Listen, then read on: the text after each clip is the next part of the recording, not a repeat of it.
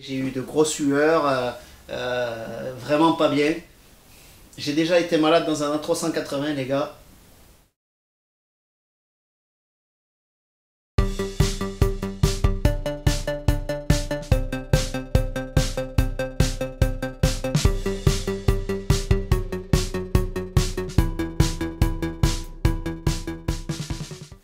Oh oh oh, ah voilà, je suis bien. Alors on se retrouve aujourd'hui pour une petite vidéo un peu différente de d'habitude. J'ai eu beaucoup de questions par rapport à ce qui m'est arrivé ce week-end, à mon petit séjour en ambulance et aux urgences. Donc j'ai eu beaucoup de questions et je me suis dit que le mieux c'était quand même de vous expliquer ça en vidéo. J'ai trouvé ça plus facile. Déjà, merci à tous les abonnés déjà.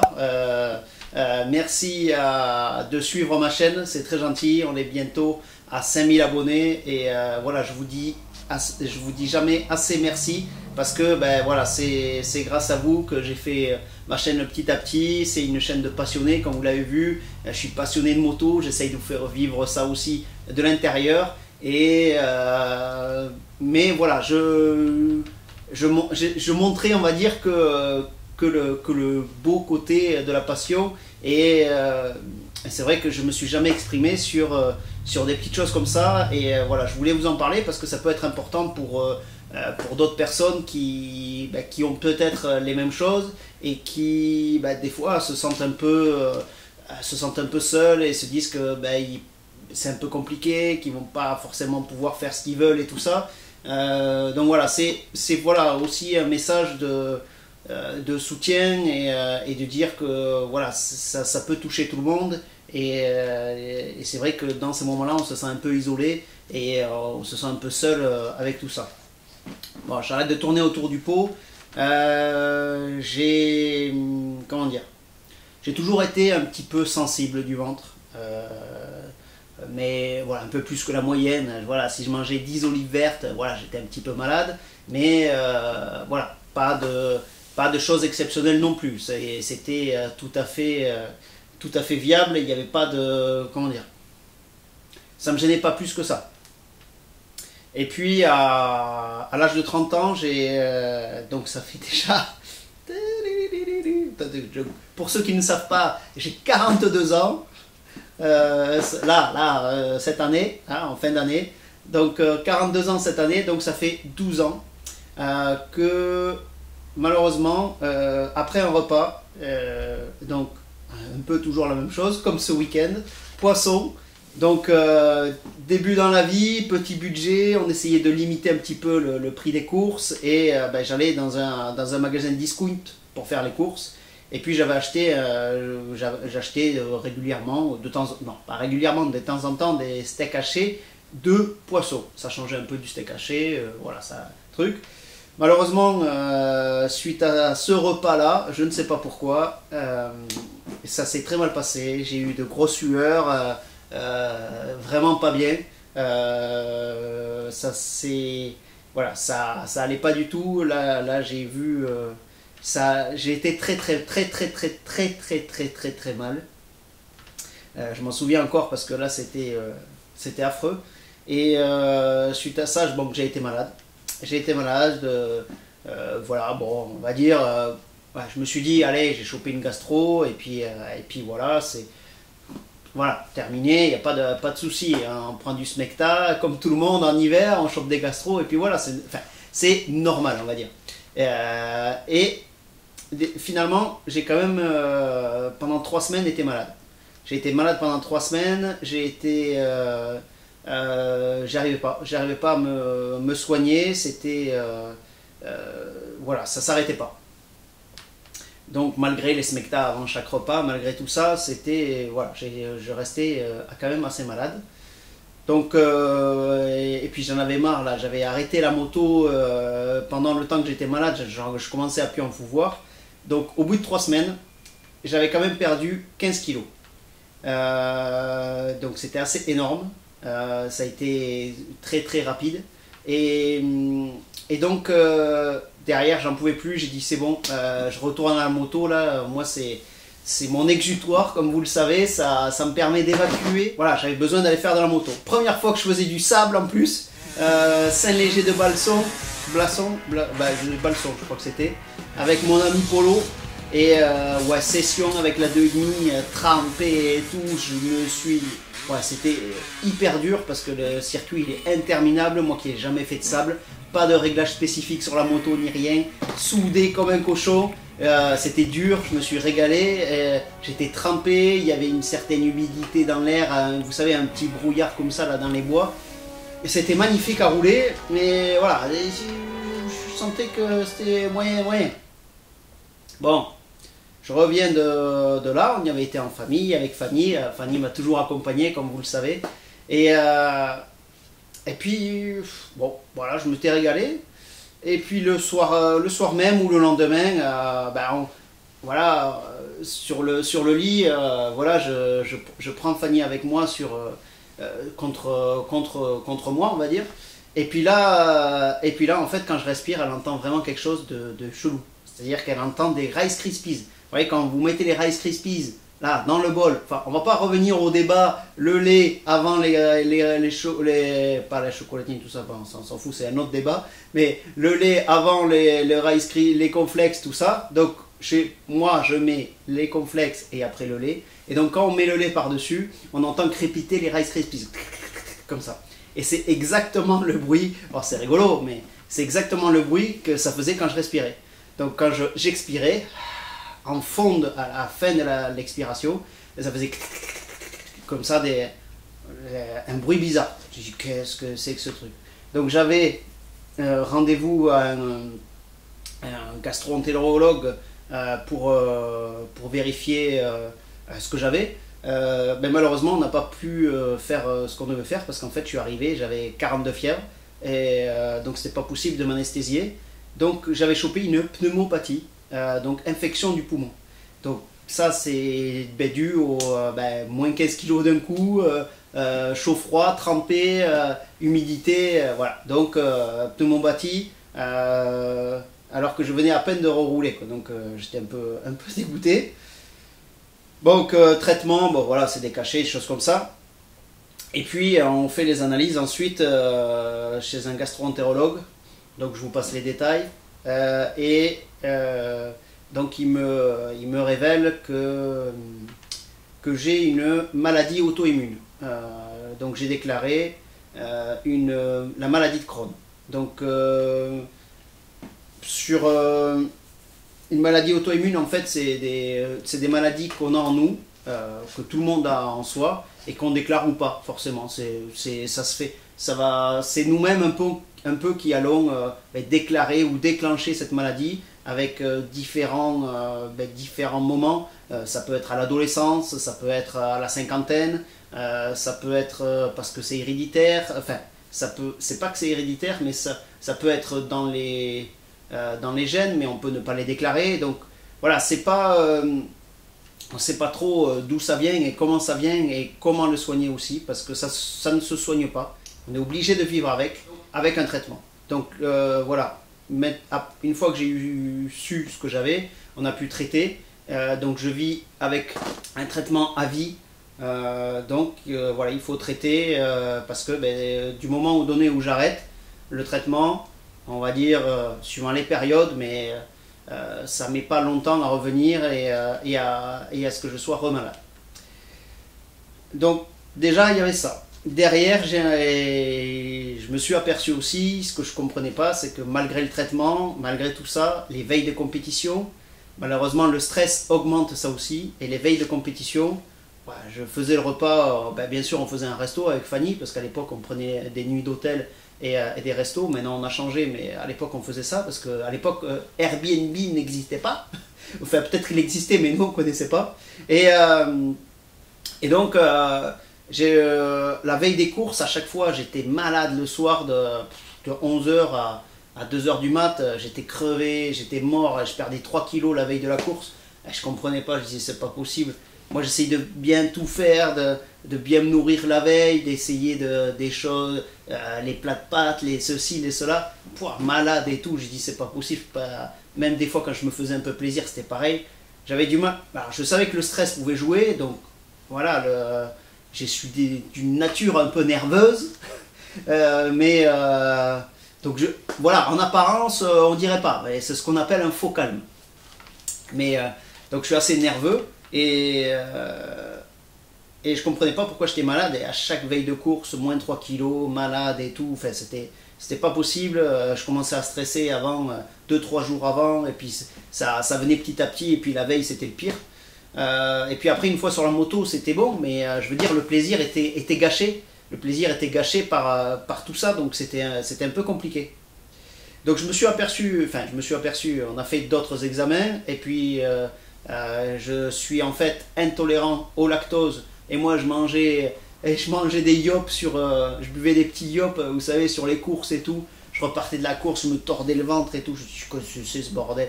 Je comprenais pas en fait. Et donc, voilà, je suis intolérant au lactose et au gluten. Alors, je pense que c'est lié à tout ça, à l'hypersensibilité que j'ai eue et tout ça. Donc, ça limite un petit peu tout ce qu'on peut manger et tout ça. Pour revenir sur la maladie de Crohn, on peut être atteint sur tout le tube digestif. Tout le tube digestif. J'arrive même. Ça c'est pas la maladie de Crohn. Ça, c'est moi. Donc, on peut être atteint de tout en haut à tout en bas. Voilà. Donc, de la gorge jusqu'en bas. Moi, je suis atteint sur le gros côlon. En gros, mes cellules ne. Je sais pas si c'est les cellules ou quoi, mais ouais, on va dire ça en gros. En gros, je ne reconnais pas mes propres cellules et je m'attaque moi-même. C'est-à-dire que j'ai rien de spécial, mais ils ne se reconnaissent pas entre eux et donc ils s'attaquent et donc ça provoque tout ce qu'il ne faut pas. Voilà, en gros, c'est ça. Il y a une incompréhension à l'intérieur de moi-même et ça se traduit en étant moi je suis malade. Voilà, je suis malade tout le temps. Donc pour moi ça se traduit comme ça. En gros, c'est comme si j'avais une gastro permanente. Voilà. Pour un peu vous situer, même si c'est pas très glamour, je suis désolé, mais voilà, c'est pour essayer de vous faire comprendre ça. Alors, ça n'engendre pas forcément que ça, parce que c'est une maladie auto-immune, et c'est des maladies assez complexes. Et donc en fait ça engendre aussi une fatigue chronique. Une fatigue, mal partout, on n'est pas bien, on n'arrive pas à se remettre. Déjà je dois manger des choses spécifiques avec sans gluten. Enfin j'essaye de manger des trucs spécifiques sans gluten, sans lactose, mais c'est quand même pas évident. Et j'essaye de faire au mieux. Et des fois il y a des périodes où je dois être vraiment très strict et des périodes où ça va mieux, où je me fais un peu plus plaisir. Donc comme vous le voyez, souvent pendant les vacances, je me fais plaisir et ça tient. Je pense que c'est lié aussi au niveau du stress. Donc c'est compliqué au niveau, comme je vous disais, ça amène une fatigue chronique. Ça amène aussi des défenses immunitaires beaucoup moins efficaces. Des maladies. Clairement, je vais choper tout ce qui passe. Notamment, j'ai été atteint de fortes sinusites quand j'habitais dans le sud, sur Toulouse. Et en fait, j'avais tout le côté gauche rempli. Donc en fait, ça s'était accumulé. C'était devenu du pu. Et à chaque fois que je faisais une sortie moto, je mettais 3 semaines à m'en remettre. J'étais KO, mort. Je dormais. J'étais KO. Je ne comprenais pas ce que j'avais. En fait, c'est le corps qui luttait. J'avais un problème. Donc je me suis fait opérer, ils m'ont vidé tout ça, il y avait un demi-verre. Donc heureusement on l'a pris à temps parce que ça aurait pu attaquer l'os et tout après, donc ça aurait été assez compliqué. Donc voilà, pour vous dire que je chope un peu tout. J'ai une inflammation des membres aussi assez régulière, mal partout. Des jours je vais être très bien et des jours ça va pas aller du tout. Et c'est inexplicable. Et puis, comme vous le savez aussi, on en a déjà parlé, mais j'ai mes problèmes de poignet. Et en fait, je pense que voilà, les ligaments se sont déchirés parce que je suis plus faible. Et donc, j'ai les ligaments déchirés sur les poignets. Et donc, ça m'entraîne d'autant plus mal au poignet. Et donc, on rentre dans un cercle un peu vicieux de douleurs et de douleurs chroniques qui s'installent. Et de maladies assez récurrentes, voilà, un peu tout ce qui passe, plus de la fatigue, plus tout ça, donc c'est ben, des fois c'est quand même un peu lourd au quotidien, je vous le cache pas. Donc tout ça, ben, je suis quand même assez sensible au stress et aux fortes émotions. Donc ben, ça m'a engendré quand même des problèmes au travail parce que ben, j'étais commercial, donc j'avais un travail stressant et donc ça a été assez compliqué. En fait, c'est compliqué pour les personnes qui nous font travailler parce que c'est un peu, on a du mal à expliquer parce qu'on n'est pas bien, on est fatigué et je devais prendre la route tous les jours, faire des kilomètres et puis je mangeais en déplacement, donc c'était compliqué aussi de trouver dans les restaurants des régimes alimentaires équilibrés, surtout qu'on a des fois avec la fatigue tout ça, on a envie de se faire plaisir et puis boum, on mange une crème brûlée et on n'aurait pas dû parce qu'après on se tord et on est malade tout l'après-midi, donc voilà, c'est compliqué. Ce que je voulais dire aussi, c'est que depuis l'opération des sinus, quelque chose qui me gêne énormément, ben, c'est une otite. J'ai régulièrement en fait une otite séreuse, donc c'est lié aussi au sinus. Enfin, c'est une otite qui est de l'autre côté du tympan et qui est reliée au nez. Et en fait, ça m'appuie, ça me fait comme une migraine, des gros mal de tête. Et voilà, tout ça c'est lié parce qu'en fait, je suis hypersensible. Dès que je vais prendre une poussière derrière quelqu'un, je sais que le soir j'ai intérêt à me faire des rinçages et tout parce que sinon je vais galérer. Et des fois, malgré les rinçages, je commence à avoir mal à la tête 2-3 jours après. Donc disons que les choses un peu s'accumulent un petit peu. Donc voilà, comme vous le voyez, c'est quand même assez compliqué au quotidien. Et c'est pour ça que c'est considéré quand même comme une maladie handicapante. Il y a des personnes qui sont totalement alitées, qui ne peuvent pas du tout travailler. Moi, j'ai la chance de ne pas être fortement touché. Il y a plusieurs niveaux. J'ai pas dû subir d'opération. Voilà, il y a des personnes qui se font enlever des morceaux d'intestin et tout. Moi, j'en suis pas là. Aujourd'hui, je peux faire de la moto. Je suis heureux de pouvoir faire de la moto, heureux de pouvoir faire ma passion. C'est pour ça aussi que j'ai créé Long Life Performance avec mon associé, parce qu'aujourd'hui c'était compliqué de travailler pour une entreprise ou de travailler, on va dire, tous les jours à la même heure avec des horaires ou faire de la route et tout ça. Voilà, ça pouvait engendrer pour moi des choses un peu spécifiques. Alors voilà, des fois j'ai besoin d'un planning un peu différent. C'est pour ça que d'être à mon compte, ben, c'est différent. C'est différent. J'essaye de faire au mieux, comme vous le voyez. J'essaye de pas mal communiquer sur mon entreprise. D'ailleurs, si vous ne connaissez pas, n'hésitez pas à aller voir. Je vais vous mettre le lien là-dessus. Là, hop, le petit lien, Long Life Performance. Je me fais un petit peu de pub quand même. Hein, c'est normal, c'est mon entreprise. Et en tout cas, quand vous achetez, ben, ça m'aide en tout cas à pouvoir poursuivre. Donc, c'est toujours sympa. En tout cas, il y en a beaucoup qui ont acheté sur la boutique. Vous voyez plein de produits là qui sont alignés, mais qui ont l'huile de thon, tout ça, donc les graisses à chèvre. C'est des produits spécifiques qu'on vend, donc n'hésitez pas à aller voir, ça fait toujours plaisir. Trêve de publicité. Donc voilà, je voyage, je fais... Ça aussi, ça entraîne un stress, parce que quand on prend l'avion, on se dit ouais, je vais être malade avec les repas dans l'avion, mais en même temps c'est long, donc on est obligé de manger, et puis c'est les vacances, alors on se dit on va se faire plaisir. J'ai déjà été malade dans un A380, les gars. Eh ben, je suis resté assez longtemps les toilettes occupées. Heureusement qu'il y en avait plusieurs sur un A380, mais voilà, malheureusement c'est comme ça. J'en rigole aujourd'hui, mais sur le moment j'étais pas fier. Mais bon, c'est comme ça. Donc voilà, je savais pas trop un peu comment faire cette vidéo, donc j'ai voulu vous la faire simplement. J'ai voulu répondre un peu à vos questions de ce week-end, parce que j'ai partagé le fait que j'étais parti en ambulance et aux urgences suite à une intoxication alimentaire. Voilà, je pense que c'est quand même lié à ma maladie, parce que Fanny n'a pas été malade, elle a mangé la même chose que moi, sauf que moi je suis extra sensible et j'ai mangé voilà, une soupe de poisson, voilà, c'est rien d'exceptionnel. Et malheureusement, voilà, j'ai été très très malade. Voilà, je vous cache pas que j'ai fait plusieurs fois cette conclusion parce que voilà, c'est un peu compliqué. Je voulais avoir une pensée pour toutes les personnes qui sont hospitalisées et toutes les personnes qui sont malades. Avoir une pensée pour eux, avoir voilà, leur donner un message d'espoir. Faut pas s'enfermer sur soi-même et essayer d'en parler. C'est pas facile au début, et puis finalement quand on en parle, les gens comprennent assez facilement.